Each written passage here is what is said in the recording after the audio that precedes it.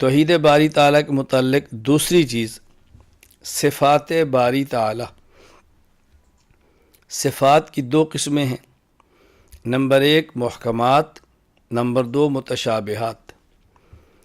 Number 1 محکمات۔ صفات محکمات وہ ہیں کہ جن کا معنی بالکل واضح اور ظاہر ہو، اس میں کوئی تعویل وغیرہ کی ضرورت نہ ہو، جیسے سمع، بصر، علم، قدرت۔ صفات متشابہات کہ جس کے معنی غیر واضح ہوں، جس کے معنی مبہم ہوں، عقل انسانی کی رسائی وہاں تک ممکن نہ ہو، جیسے قرآن کریم میں اللہ تعالیٰ کے لیے ید، عین، وجہ وغیرہ۔ تو صفات کی دو قسمیں ہیں، نمبر 1 صفات محکمات، نمبر 2 صفات متشابہات۔ پھر صفات محکمات کی دو قسمیں ہیں، نمبر 1 صفات ذاتیہ، نمبر 2 صفات فعلیہ۔ صفات ذاتیہ جن کے ساتھ اللہ تعالیٰ موصوف ہوں اور ان کی ضد کے ساتھ موصوف نہ ہوں۔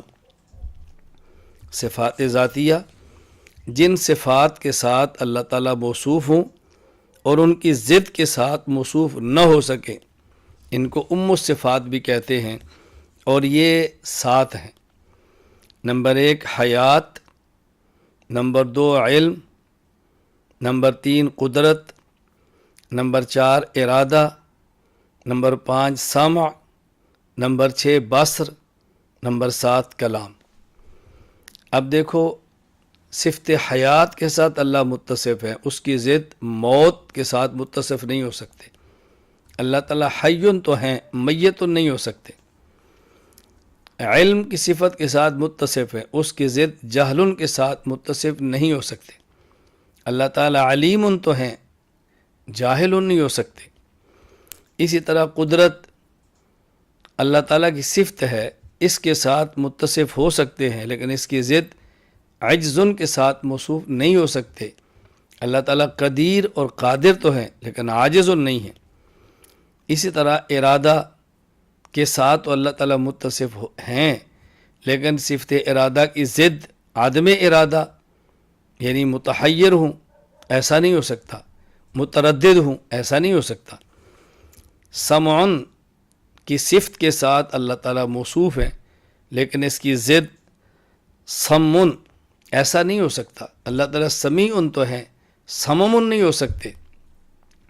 سمیم صاد کے ساتھ سمیم نہیں ہو سکتے، بہرہ۔ اسی طرح بصر اللہ تعالیٰ صفت کے ساتھ متصف ہیں، لیکن بصر کی ضد عامی، اللہ تعالیٰ اس کے ساتھ موصوف نہیں ہو سکتے۔ اللہ تعالیٰ بصیر تو ہیں کہ دیکھتے ہیں، اعمیٰ ایسا ہرگز نہیں ہے۔ اسی طرح کلام اللہ تعالیٰ صفت کلام کے ساتھ متصف ہیں، متکلم ہیں، کلام کی ضد بکمن کے ساتھ متصف ہوں، ایسا ہرگز نہیں ہو سکتا کہ اللہ تعالیٰ کو بکمن کہیں، الیاذ باللہ، ہرگز نہیں۔ یہ 7 صفات ایسی ہیں جو قرآن کریم کے اندر بھی ہیں، احادیث کے اندر بھی موجود ہیں۔ نمبر 1 صفت حیات، اللہ تعالیٰ کا ارشاد ہے هو الحی القیوم، سورۃ البقرہ آیت نمبر 255۔ نمبر 2 علم، قرآن کریم سورہ آل عمران آیت نمبر 29، وَيَعْلَمُ مَا فِي السَّمَاوَاتِ وَمَا فِي الْأَرْضِ۔ نمبر 3 قدرت، قرآن کریم سورۃ البقرہ آیت نمبر 20، ان اللہ علی کل شیء قدیر۔ یہاں ایک بات درمیان میں سمجھ لیں، قدرت کا تعلق ممکنات کے ساتھ ہوتا ہے، واجبات اور محالات کے ساتھ نہیں ہوتا۔ یعنی جب یہ سوال کیا جائے کیا اللہ تعالیٰ اس چیز پر قادر ہیں، تو یہ دیکھا جاتا ہے کہ سوال کس چیز کے بارے میں ہے۔ کہیں واجب کو ختم کرنے کی بات تو نہیں کر رہے کہ اللہ تعالیٰ واجب کو ختم کرنے پر قادر ہیں، یا کہ محال کو وجود دینے کی بات تو نہیں ہو رہی کہ محال کو وجود دینے پر قادر ہیں۔ یہ سوال لغو اور فضول ہے۔ قدرت کا تعلق ممکنات کے ساتھ ہے، واجبات اور محالات کے ساتھ نہیں ہے، کیونکہ واجب اور محال میں اپنے ماسوا کی تاثیر قبول کرنے کی صلاحیت ہی نہیں ہوتی۔ اللہ اکبر. یعنی اللہ تعالیٰ جب واجب ہے تو اس کا مطلب اس پر فنا کا امکان ہی نہیں ہے. اللہ نے بنایا ہی ایسے ہے، واجب کا معنی یہ ہے. اور محال کا مطلب اللہ نے محال کو بنایا ہی ایسی ہے کہ اس میں عدم محال کی کوئی صورت ہی ممکن نہیں ہے. قدرت کا تعلق ممکنات کے ساتھ ہے، واجبات اور محالات کے ساتھ ہرگز نہیں. اس کو اچھی طرح ذہن نشین فرما لیں. باقی واجب اور محال کا معنی کیا ہے؟ واجب الوجود. میر سید شریف جرجانی رحمہ اللہ تعالی وفات 816 ہجری، کتاب التعریفات باب الواب میں فرماتے ہیں واجب الوجود هو الذی یکون وجودہ من ذاتہ ولا یحتاج الی شیء اصلا. واجب الوجود وہ ہے کہ جس کا وجود ذاتی ہو اور وہ اپنے وجود میں کسی کا محتاج نہ ہو. محال کسے کہتے ہیں؟ میر سید شریف جرجانی رحمہ اللہ تعالی وفات 816 ہجری، کتاب التعریفات میں فرماتے ہیں المحال ما یمتنع وجودہ فی الخارج. محال وہ ہے کہ جس کا ہونا ناممکن ہو. یہاں بطور فائدہ بات ذہن نشین فرما لیں کہ محال کی 3 قسمیں ہیں. نمبر 1 محال عقلی، جس کا وجود عقلاً ناممکن ہو. جیسے ایک چیز پانی بھی ہو اور آگ بھی ہو، یہ نہیں ہو سکتا. ایک چیز گرم بھی ہو اور ٹھنڈی بھی ہو بیک وقت، یہ نہیں ہوتا. ایک چیز روشن بھی ہو اندھیرا بھی ہو، یہ نہیں ہو سکتا. نمبر 2 محال شرعی، جس کا وقوع شرعاً ناممکن ہو، یعنی شریعت اس کے وقوع کو تسلیم نہ کرے. جیسے شریعت محمدیہ علی صاحب صلاۃ والسلام میں 2 بہنوں کا بیک وقت ایک شخص کے نکاح میں آنا. نمبر 3 محال عادی، وہ چیز کہ جس کا وقوع عادتاً محال ہو، یعنی عام طور پر لوگوں میں اس کی عادت نہ ہو، روٹین نہ ہو، عام طور پر ایسا نہ ہوتا ہو. جیسے ایک شخص 500 کلومیٹر فی گھنٹہ کی رفتار سے دوڑے، یہ شریعت کے خلاف بھی نہیں، عقل کے خلاف بھی نہیں، لیکن یہ عادت اور عرف کے خلاف ہے. ممکن کسے کہتے ہیں؟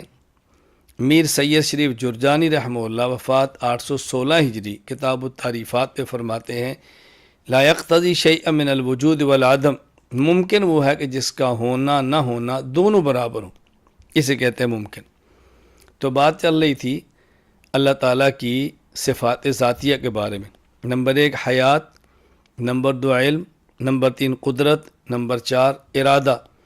قرآن کریم سورۃ البروج آیت نمبر 16 فعال لما یرید. نمبر 5 سمع، قرآن کریم سورۃ البقرہ آیت نمبر 256 واللہ سمیع علیم. نمبر 6 بصر، قرآن کریم سورۃ الملک آیت نمبر 19 انہ بکل شیء بصیر. نمبر 7 کلام، قرآن کریم سورۃ الاعراف آیت نمبر 144 یا موسیٰ انی اصطفیتک علی الناس برسالاتی و بکلامی. یہاں بات اچھی طرح سمجھ لیں، کلام اللہ تعالیٰ کی صفت ہے جو الفاظ اور حروف سے مرکب نہیں، وہ ازل سے اللہ تعالیٰ کے ساتھ قائم ہے اور اس کو کلام نفسی کہتے ہیں. اور کلام ہوتا ہی اصل میں کلام نفسی ہے. کلام لفظی اس کلام نفسی پر دلالت کرتا ہے. ان الکلام لفی الفؤاد و انما جعل اللسان علی الفؤاد دلیلا. معروف شعر ہے، آپ نے سنا ہے. کلام اصل میں وہی ہے جو دل کے اندر ہے اور زبان اس کلام نفسی پر دلالت کرتی ہے. دوسری بات بطور فائدہ کے سمجھیں، کلام نفسی کو کلام مخلوق تک پہنچانے کے لیے اللہ تعالیٰ الفاظ اور حروف کا لباس عطا فرماتے ہیں. اللہ تعالیٰ کا کلام کلام نفسی بھی قدیم ہے اور اللہ تعالیٰ اس کو جو مخلوق تک پہنچانے کے لیے لباس عطا فرماتے ہیں وہ بھی قدیم ہے. ہاں مخلوق کا پڑھنا، مخلوق کا لکھنا یہ حادث ہے. اللہ تعالیٰ کا کلام جو اللہ کے ساتھ قائم ہے، جو کلام نفسی ہے، وہ قدیم ہے. مخلوق کا پڑھنا اور لکھنا یہ حادث ہے، دونوں میں فرق سمجھیں۔ اور یہاں بطور فائدہ تیسری بات اور سمجھ لیں، ایک ہے اللہ تعالیٰ کی صفت کلام کا وجود، ایک ہے صفت کلام کا ظہور۔ صفت کلام کا وجود الگ ہے، صفت کلام کا ظہور الگ ہے۔ ان دونوں میں فرق سمجھیں گے تو بات سمجھنی آسان ہو جائے گی۔ جب سے اللہ تعالیٰ ہمیشہ سے ہیں تو اللہ کی صفت کلام بھی ہمیشہ سے ہے، وہ صفت کلام کا وجود ہے۔ لیکن جب اللہ تعالیٰ مخلوق کو پیدا کر کے مخلوق سے کلام کرتے ہیں تو صفت کلام کا ظہور ہوتا ہے۔ وجود الگ چیز ہے، ظہور الگ چیز ہے۔ میں مثال دے کر بات سمجھاتا ہوں۔ اللہ تعالیٰ لیس کمثلہ شیء، اللہ تعالیٰ مثال سے پاک ہے، لیکن میں کس درد کے ساتھ یہ بات سمجھاؤں کہ جب تک مثال نہ دوں بات سمجھانی ممکن نہیں ہے۔ ایک قاری صاحب صفت قرات سر متصف ہے لیکن خاموش بیٹھے ہیں، اب بھی وہ قاری ہیں۔ ان کے جی میں قرآن کریم ہے، دل و دماغ میں قرآن کریم ہے، قرآن کریم کے الفاظ اور حروف بھی ہیں، وہ کلام نفسی ہے۔ لیکن جب وہ قرآن پڑھنا شروع کرتے ہیں تو پھر قرآن کریم کی تلاوت ہوتی ہے اور قرات کا ظہور ہوتا ہے۔ تو جب وہ خاموش ہوتے ہیں صفت قرات کے ساتھ متصف تب بھی ہیں، لیکن جب وہ پڑھنا شروع کرتے ہیں تو اب صفت قرات کا ظہور ہوتا ہے۔ تو جب قاری قرآن خاموش ہو صفت قرات کا وجود تب بھی ہے، جب وہ پڑھنا شروع کریں تو اب صفت قرات کا ظہور ہوتا ہے۔ اسی طرح اللہ تعالیٰ قدیم ہے، ان کی صفت کلام بھی قدیم ہے اور ہمیشہ سے ہے۔ ہاں جب اللہ مخلوق کو خطاب فرماتے ہیں اور اس وقت وہ صفت کلام کا ظہور ہوتا ہے تو صفت کلام کا ظہور الگ چیز ہے اور صفت کلام کا وجود الگ چیز ہے۔ یہی اللہ تعالیٰ کی تمام صفات کی حالت ہے۔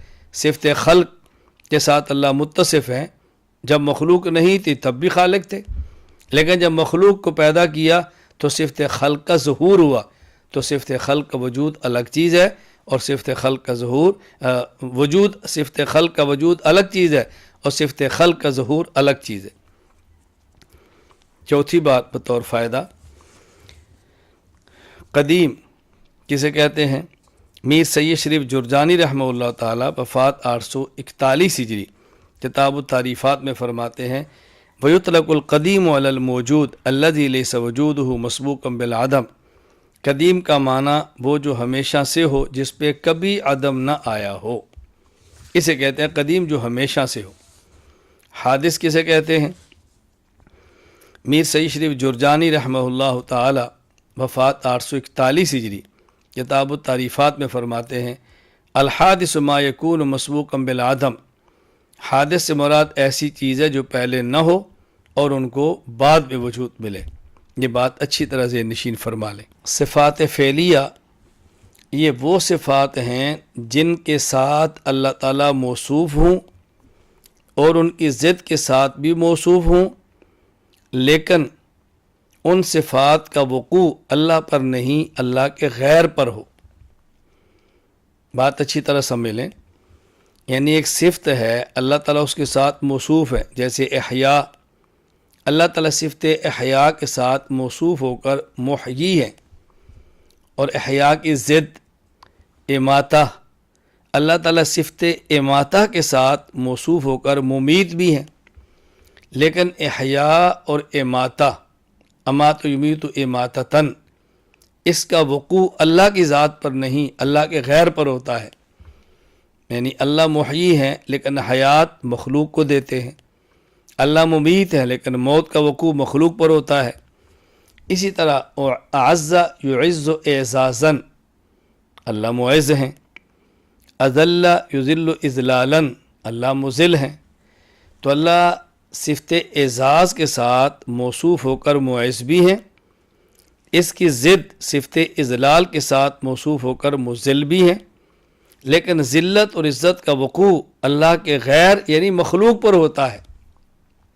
یہ اچھی طرح بات نشین فرما لیں۔ یہاں ایک سوال اور اس کا جواب۔ سوال یہ ہے، آپ نے کہا صفات کی دو قسمیں، محکمات، متشابہات۔ پھر محکمات دو قسمیں ہیں، محکمات کی دو قسمیں ہیں، ذاتیہ اور فعلیہ۔ آگے متشابہات کی قسمیں بھی آ رہی ہیں۔ لیکن بعض صفات ایسی ہیں کہ جو محکمات بھی نہیں اور متشابہات بھی نہیں، لیکن وہ اللہ تعالیٰ کی صفات ہیں۔ مثلا حکیم خبیر اللہ تعالیٰ کی صفت ہے۔ ابھی آپ اس کو صفت متشابہہ تو نہیں کہہ سکتے، کیوں؟ ان کا لغوی معنی بھی معلوم ہے، مراد شرعی بھی معلوم ہے۔ صفت محکمہ نہیں کہہ سکتے کہ آپ نے محکمہ کی دو ہی قسمیں بیان کی ہیں، ذاتیہ اور فعلیہ۔ نے یہ اور صفات ذاتیہ آپ نے ساتھ بیان کی ہیں، اس میں صفت خبیر ہے ہی نہیں، صفت حکیم نہیں ہے۔ اور صفات فعلیہ کہ ان کے غیر کے ساتھ بھی اللہ موصوف ہو سکے، اس کے ضد کے ساتھ موصوف ہو سکے، ایسا بھی نہیں۔ اللہ تعالیٰ حکیم تو ہیں، الیاذ باللہ یہ تو نہیں ہو سکتا کہ حکیم نہ ہوں۔ خبیر تو ہے، لیکن یہ تو نہیں ہو سکتا کہ باخبر بھی نہ ہوں۔ تو بعض صفات ایسی ہیں جو اللہ تعالیٰ کی ہیں، قرآن کریم میں ہیں، اور محکمات اور متشابہات کسی کے اندر بھی نہیں آ رہی۔ ان صفات کو کس میں رکھا جائے گا؟ جواب، یہ جو ہم نے کہا صفات کی دو قسمیں ہیں، نمبر ایک محکمات، نمبر دو متشابہات۔ پھر محکمات کی دو قسمیں ہیں، صفات ذاتیہ اور صفات فعلیہ۔ یہ صفات ذاتیہ جو سات ہیں یہ الصفات ہیں۔ باقی تمام صفات اللہ تعالیٰ کی جو متشابہہ بھی نہیں ہوں گی اور صفات محکمہ فعلیہ بھی نہیں ہوں گی، وہ صفات محکمہ ذاتیہ کے تحت داخل ہو جائیں گی۔ جیسے حکیم یہ صفت علیم کے تحت داخل ہے، خبیر صفت علیم کے تحت داخل ہے۔ تو یہ صفات ذاتیہ الصفات ہیں۔ یہ نہیں کہ اس کے علاوہ صفت ذاتی نہیں ہے، اس کے علاوہ جو بھی ہوگی ان صفات کے اندر شامل ہو جائے گی۔ یہ ذہن نشین فرما لیں۔ یہاں دو فائدے بہت اہم ہیں جو سمجھ لینے چاہیے۔ نمبر ایک، صفات باری تعالی قدیم ہے، جیسے ذات باری تعالی قدیم ہے۔ یعنی جب مخلوق نہیں تھی اللہ تعالیٰ کی ذات بھی تھی، اللہ تعالیٰ کی صفات بھی تھی۔ اللہ تعالیٰ بھی قدیم، اللہ کی صفات بھی قدیم۔ جب مخلوق نہیں تھی اللہ تعالیٰ تب بھی خالق تھے، مخلوق ہے اللہ تعالیٰ اب بھی خالق ہے، مخلوق فنا ہوگی اللہ تعالیٰ تب بھی خالق ہوں گے۔ تو صفت خلق ہمیشہ سے ہے۔ باقی یہ بات میں پہلے ہی بتا چکا ہوں کہ کسی صفت کا وجود الگ چیز ہے اور صفت کا ظہور یہ الگ چیز ہے۔ اللہ تعالیٰ کا خالق ہونا یہ مخلوق کے وجود پر موقوف نہیں ہے، مخلوق نہیں، اللہ تعالیٰ تب بھی خالق تھے۔ ہاں صفت خلق کا ظہور مخلوق کے وجود کے ساتھ ہوا ہے، تو وجود صفت الگ ہے، ظہور صفت الگ ہے۔ دوسری بات سمجھیں، اللہ تعالیٰ کی صفات اللہ تعالیٰ کی ذات کا عین بھی نہیں، اللہ تعالیٰ کی ذات کا غیر بھی نہیں۔ اس کی وجہ یہ ہے، دو چیزوں کے مفہوم کا ہر اعتبار سے مصداق ایک ہو اسے عین کہتے ہیں، اور ایک چیز دوسری کے بغیر ہو سکے اسے غیر کہتے ہیں۔ اب اللہ تعالیٰ کی صفات اللہ تعالیٰ کی عین نہیں، کیوں؟ صفت ذات سے ایک زائد چیز ہوتی ہے، عین نہیں ہوتی، تو عین بھی نہیں کہہ سکتے۔ اور غیر کیوں نہیں؟ اس لیے کہ غیر کا مطلب ہے ایک چیز دوسری کے بغیر ہو سکے۔ صفت موصوف کے تابع ہوتی ہے، اور تابع بغیر مطبوع کے نہیں ہو سکتا، یہ ہو ہی نہیں سکتا، صفت ہو اور موصوف نہ ہو۔ اور اللہ تعالیٰ کی ذات ہو اور اللہ کی صفت نہ ہو، یہ ممکن نہیں، کیونکہ اللہ کی تمام صفات صفات کمال ہیں۔ اگر اللہ کو بغیر صفت کے مانے تو اس کا معنی اللہ تعالیٰ کی ذات کو بغیر صفت کمال کے معنی یہ عیب ہے، اللہ کی ذات تو عیوب سے پاک ہے۔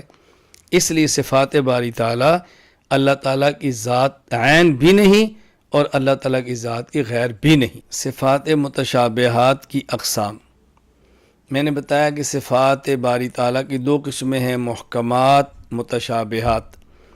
محکمات کی 2 قسمیں ہیں، صفات ذاتیہ، صفات فعلیہ، اور صفات متشابہات کی 2 قسمیں ہیں۔ نمبر 1 غیر معلوم المعنی، غیر معلوم المراد۔ نمبر 2 معلوم المعنی، غیر معلوم المراد۔ نمبر 1 غیر معلوم المعنی، غیر معلوم المراد، جن کا لغوی معنی بھی معلوم نہ ہو اور مراد شرعی بھی معلوم نہ ہو، جیسے حروف مقطعات الف، لام، میم، نون، ہا، میم۔ یہ چونکہ اللہ تعالیٰ کا کلام ہے، قرآن ہے، قرآن اللہ کی صفت ہے تو یہ اللہ کی صفات ہے، لیکن ان کا لغوی معنی بھی معلوم نہیں اور مراد شرعی بھی معلوم نہیں۔ ان صفات کو متشابہ من کل الوجوہ کہتے ہیں۔